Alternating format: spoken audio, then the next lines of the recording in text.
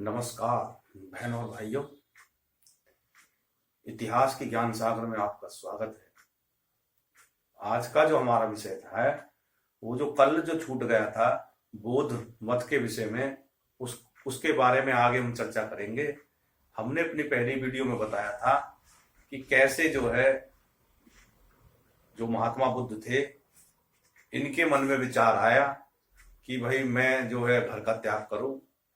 तो उसके विषय में हम थोड़ा सा और जानकारी दें और संक्षेप में ही बौद्ध मत में क्या क्या हुआ था उसके विषय में बताएंगे, उसके क्या कारण थे और महात्मा बुद्ध को कैसे ज्ञान प्राप्त हुआ, उनके संन्यास लेने का मूल कारण क्या था, इसके विषय में भी थोड़ी चर्चा करेंगे। तो जैसे पहले मैंने बताया था कि ये जो हमारा विषय चला हुआ है ये भारत की सांस्कृतिक जड़ों से चला हुआ है। उसके पहले मैंने बताया था कि कैसे जो है जो भारत की जो सांस्कृतिक जड़ें हैं वो वेद, उपनिषद और वेदांत और योग है।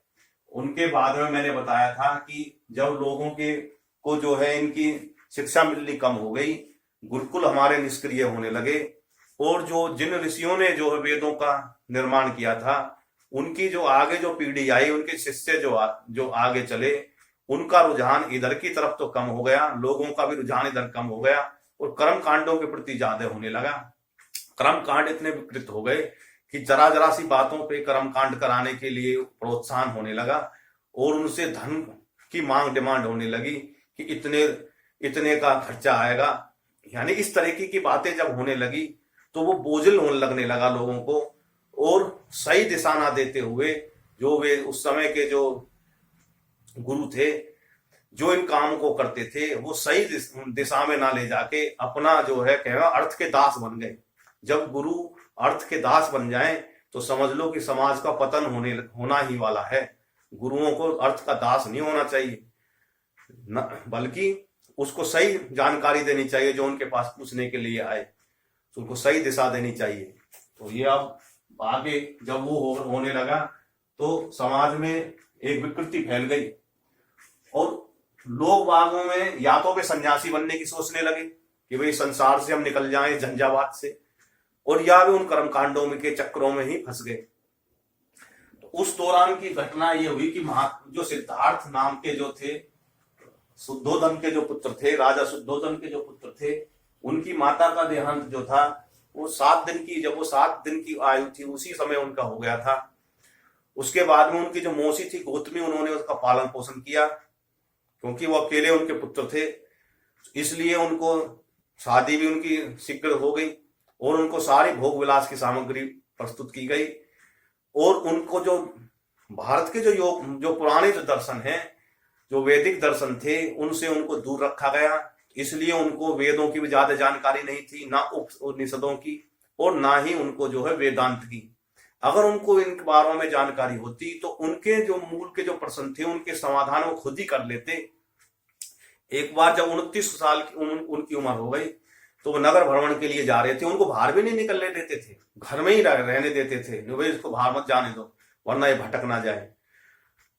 तो उस दौरान क्या था, क्योंकि जैन दर्शन जो है, जैन जो संप्रदाय था, जो जैन जो मत था वो प्रकट हो चुका था और जो उनके जो है जैन के मत के जो है उसमें लोग बागों ने अपने अपने अनुयायी बनने शुरू हो गए थे। तो उसके प्रभाव से बचाने के लिए उन्होंने उनको बाहर नहीं जाने देते थे। लेकिन वो एक बार 29 साल की जब उनकी उम्र हुई तो वो नगर भ्रमण के लिए जा रहे थे। तो रास्ते में उन्होंने जो है एक बीमार आदमी देखा, एक ऐसी पशु था वो बीमार देखा और एक सन्यासी देखा। तो उसने देखा कि ये तो बीमार आदमी तो बहुत दुखी है, ये पशु पक्षी भी दुखी हैं, लेकिन एक सन्यासी है वो मस्ती में बैठा झूम रहा था। बगल से ही उनके जो है एक चिता निकल के जा रही थी, वे रो पीट रहे थे, वो फिर भी मुस्कुरा रहा था।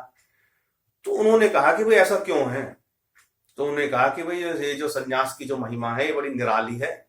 उनके जो भी थे उस समय के उनके गुरु, ये बात जब उनके पिताजी को पता पड़ी तो उन्होंने और उसको जो है भाई इसको बाहर मत निकलने देना और भोग विलास की वस्तु उनको तरह तरह के जो है उनके नरद दास दासियां उनको लगाती, उनको जो है ये बाहर ना चला जाए। समय बीतता गया, उनके जो वे प्रश्न थे वो घर करने लगे कि भाई ये उनके समझ में ये थी कि भाई ये बताओ, सन्यासी तो मस्त प्रसन्न है, और जो लोग हैं ये इतने दुखी क्यों हैं।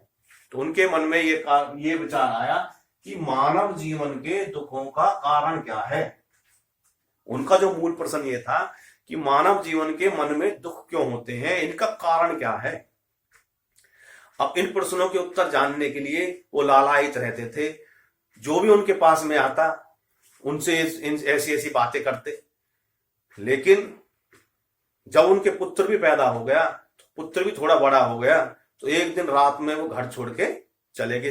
30-35 साल की उम्र होगी उनकी, वो घर छोड़ के चले गए। जब घर छोड़ के चले गए तो जाते जाते वो नेपाल के रहने वाले थे और वो पहुंच गए बोध गया। उससे पहले उन्होंने साधु सन्यासी जो थे उनसे भी उन्होंने संपर्क रहा और उनसे भी अपने प्रश्न करते। वो भी उन्हें तरह बताते नहीं कि भाई ये तो भगवान की माया है। तो कहने लगे भाई ऐसे, उनके वो भी पसंद नहीं आया उत्तर। तो एक दिन, यानी कि उनको इतना तजर्बा हो गया, वो भी खुद फ्रस्ट्रेट हो गए, यार तूने घर छोड़ दिया जबकि तुझे प्रश्नों के उत्तर नहीं मिल रहे। तो एक दिन वो अपने जिंदगी के तजर्बे में उन्होंने काफी दिन हासिल कर लिए।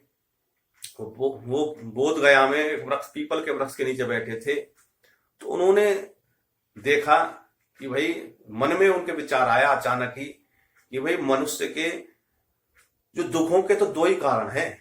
एक तो है अविद्या, जिसको मैंने पहले ही बताया था, भारतीय मूल दर्शन की जो जड़ है वो अविद्या से शुरू होती है। अविद्या का मतलब है कि दो चीजें हैं हमारे जो हमारे वेदों के और उपनिषदों के दर्शन में, अविद्या और विद्या।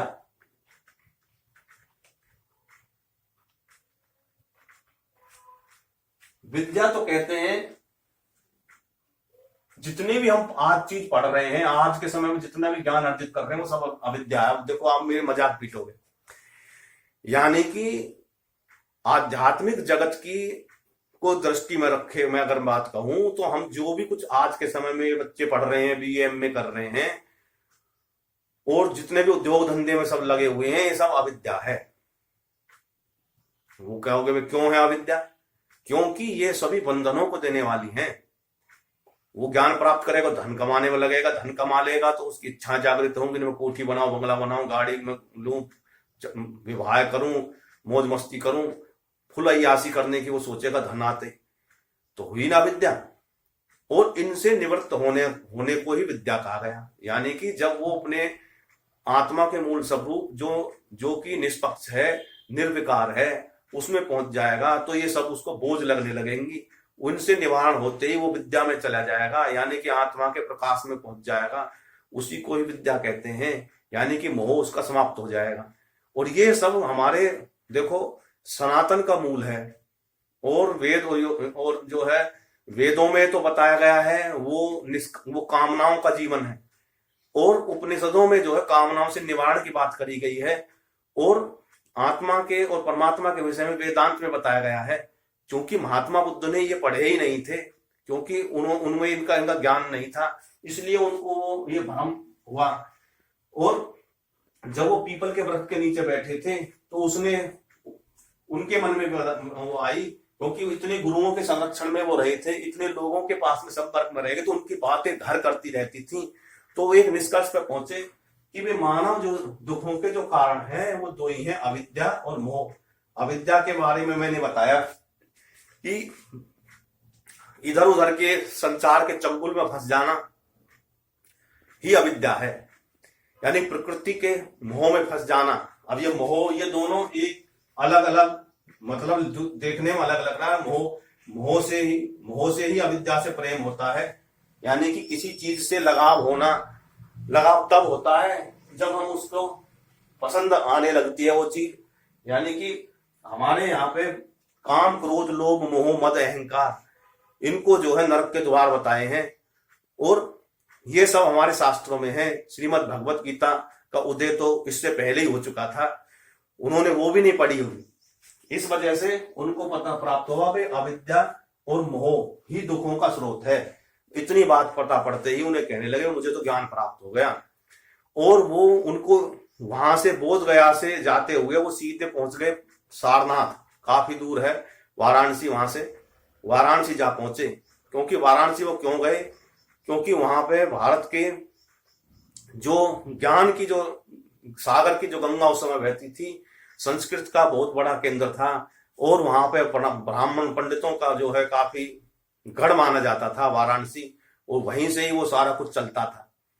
तो वाराणसी जा पहुंचे और उन्होंने घोषणा करवा दी वहां पे, भाई मेरे से मैं शास्त्रार्थ करना चाहता हूं। जो हमको ये ज्ञान दिया हुआ है कि भाई परमात्मा के कारण ही तुम परेशान हो, उन्होंने तुमने पूर्व कर्मों में बुरे कर्म करे थे, इसलिए आज सजा भोग रहे हो, इसलिए तुम बीमार हो रहे हो, रोगी हो रहे हो, तुम्हारे जो है संतान उत्पत्ति नहीं हो रही, या जो भी गरीब हो गए हो, ये परमात्मा के कारण ही तुम जो है हो रहे हो। तो इस तरह की जो बातें थी वो से उन्होंने जो है झगड़ा करने के लिए वो वहां गए। तो उन्होंने सबके सामने कहा कि भाई देखो, जो आप कहते हो वो सब बेकार की बातें हैं, परमात्मा का कोई कारण नहीं है कि वो आके आपसे कहेगा। आपके जो कर्म है, वो जो अविद्या है, वो जो मोह है, वो दुखों का कारण है। आप जो है इसी वजह से ही दुखी रहते हो। अगर आप बीमार हो रहे हो तो उसका कोई ना कोई कारण जरूर है, अगर उसका कारण को दूर कर लोगे तो आप स्वस्थ हो जाओगे।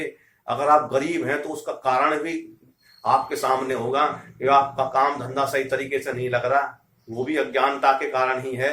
आप काम धंधा सही करने लगोगे तो आपका जो है आप अमीर होने लगोगे। इस प्रकार से उन्होंने अपने अपने इन्हीं दो को ही आधार बनाते हुए उन्होंने अपने सारे प्रश्नों के उत्तर देने शुरू कर दिए।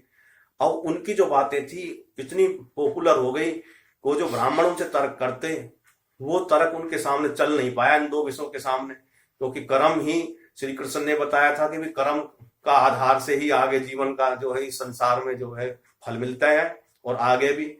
तो उनकी जो बातें थी वो लोगों से प्रभावित होने शुरू हो गए, और उनके जो नाम शुरू हो गया, नाम होने से उनके चेले बनने शुरू हो गए। और एक उन्होंने उन जो चेले जो उनको नाम दिया भिक्षु, जो उनके चेले बने उनको नाम दिया भिक्षु। वो एक समय था कि वो केवल वो पुरुषों को ही वो जो है भिक्षु बनाते अपने साथ में, क्योंकि ये संसार का नियम है, जहां गुड़ होगा वहीं जो है मक्खियां भिनभिनाने लगेंगी।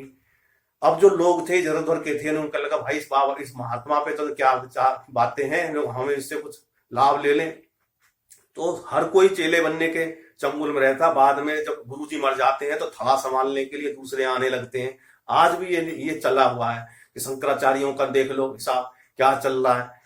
तो मेरा कहने का मतलब है कि उन्हें चेले बनने की होड़ लगी। तो उनकी जो पत्नी थी और उनकी जो मौसी थी गौतमी, वो भी आ गई, हम भी तुम्हारे साथ में दुआएं करेंगे। तो उन्होंने फिर एक भिक्षुणी जो है वो भी रखना शुरू कर दिया, यानी कि उन्होंने दो वर्ग बना दिए, भिक्षु और भिक्षुणी के, यानी कि आदमी बन जाओ, औरत भी बन जाओ, चेले बन जाओ, आके रहने लगो। उन्होंने जो है कि भाई जाओ भिक्षा संसार में घूमो, और जो भी दीन दुखी हो उनको बताओ कि भैया दुखों के कारण अविद्या है और अज्ञान है, तुम्हारा ये जो है मोह है, तुम मोह को खत्म कर दोगे तो अपने आप ही मस्त हो जाओगे। इस प्रकार से वो जगह जगह घूमने लगे। फिर बाद में उन्होंने अपने देखा कि भाई ये सारा भारत के मूल में है जो वो बातें कहते थे, और कि भाई किसी को दुखी मत ना करो, अहिंसा का पालन करो। और ये बातों भी हमारे उसमें जो क्योंकि हमारे शास्त्रों में ये सब बातें हैं। संन्यास के भी नियम बताए हैं कि किस प्रकार से आपने वानप्रस्थ में रहना है, किस प्रकार से आपने संन्यास ग्रहण करना है, सन्यासी रहने से पहले आपको क्या व्रत रखने हैं, ये सब बातें हैं। तो फिर नई कहां से आई? नई तो ये आई क्योंकि लुप्त होने लगी थी वे, इस वजह से उन लोगों को नई लगने लगी। ये तो पुरानी ही थी बातें, उनकी नई कोई बातें नहीं थी। तो इस वजह से उनका जो है, उन्होंने कहा भिक्षा के भी, किसी ने उनको शिष्यों ने कही हमको जो भी देते हम ग्रहण कर लो। उन्होंने कहा कि किसी ने हमारे भिक्षा में मांस का खाने को दे दिया, यानी कि उनके वहां सब्जी बनी हुई है, वो मांस है, तो क्या हम उसको भी ले लें? तो यानी कि चर्चा हुई तो महात्मा जी से कहलवा दी, हाँ भाई जो भी मिल जाए। इसका मतलब आप जो कह रहे हो तो लागू इस पे भी होना चाहिए, क्योंकि सब तरह के लोग हैं, साधु तो सब बन जाते हैं लेकिन अपने जीव का स्वाद कोई नहीं छोड़ता। तो उनमें भी इस तरह की प्रवृत्ति थी कि भाई जो भी मांस भक्षण उस समय में करते हो, उन्हें महात्मा जी के पास में आकर तो यार हमारा तो जीना हराम हो रहा। कहता कोई नहीं है, अंदर से प्रकट करते हैं इधर उधर की बातें। तो ये कहने का मतलब है महात्मा जी से एक बार कहा दी कि भैया वो भी मिल जाए तो खा लो। तो अब तो सिलसिला शुरू होगा, जो भी मिल जाए मिलाओ जी गप को। परिणाम ये हुआ कि महात्मा बुद्ध की भी मृत्यु का कारण जो बना वो एक जो है उसमें उत्तर प्रदेश में जगह का नाम है श्रीवास्ती, और उस जगह पे उनके जो है कुशीनगर है जगह, वहां के पास में ही। तो वो ऐसी भिक्षा मांगने के लिए जा रहे थे, तो किसी ने उनको जो है भिक्षा में, कहते हैं ये सब मैं नहीं कह रहा, ये सब उनके शास्त्रों में लिखी हुई है, उनकी किताबों में लिखी हुई है कि भाई उनको जो है जो भी भिक्षा मिली उसको ग्रहण करने के बाद में वो भिक्षा जो थी वो उसमें मांस का ही था, जो भी सब्जी बनी हुई थी उन्होंने वो खाई, उससे वो बीमार हो गए, आंत शोध होने लगा, और इस प्रकार से उनका जो है मृत्यु हो गई। उनको कहते हैं निर्वाण हो गया। तो इस तरीके से उनकी जो है शरीर छूट गया। उसके बाद में आज ये जो धीरे धीरे उनके और चेले हुए और वे जो है ये बढ़ता चला गया, और आज कम से कम 6-7 देशों में उनका जो है ये धर्म प्रचार प्रचलित हो गया। मैं ना तो किसी की धर्म की काट कर रहा, ना बुराई कर रहा। मेरा कहने का मतलब है जिन लोगों ने हमारे शास्त्रों को ढंग से नहीं पढ़ा, गहराई से नहीं पढ़ा, उन्हीं के मन में भ्रम पैदा हुए, क्योंकि हमारे शास्त्र संपूर्ण हैं। उनको अगर जो ग्रहण करेगा और अपनी बुद्धि से विचार करेगा तो कभी भी जो है उसके मन में गलत विचार नहीं आएंगे कि मैं जो है भाई हमारे किताबों में तो कुछ नहीं लिखा हुआ, हमारे शास्त्रों में सब कुछ है। इस प्रकार से मैंने जो बोध मत बताया आगे ये चला हुआ है, इसमें भी विकृतियां आई। जिन विकृतियों का जो निवारण था वो आगे गुरु गोरखनाथ हुए, उन्होंने उनका करा। जब आगे मैं उनकी चर्चा करूंगा तो मैं बताऊंगा कि भाई कैसे जो है बोध जो है इन्होंने जो है धर्म फैलाने शुरू कर दिए, और एक तरह से ये घोषणा करने लगे कि भाई ये जो है जो सनातन जो धर्म है भगवान का जो वो है वो यानी नास्तिकवाद की तरफ बढ़ाना शुरू कर दिया लोगों को। ये विकृति पैदा हुई। इस विकृति का जो है धीरे धीरे समय के साथ में निवारण हुआ, और ये कैसे हुआ ये अलग विषय है। इसके बाद में हम जो है जैन धर्म पे जो था मत था उस पे हम चर्चा करेंगे। इस वीडियो में इतना ही। लोगों से कहूंगा कि इस वीडियो को देखें, समझें, लाइक करें और मेरे चैनल को सब्सक्राइब करें। बहुत बहुत धन्यवाद। जय हिंद, जय भारत, भारत माता की जय।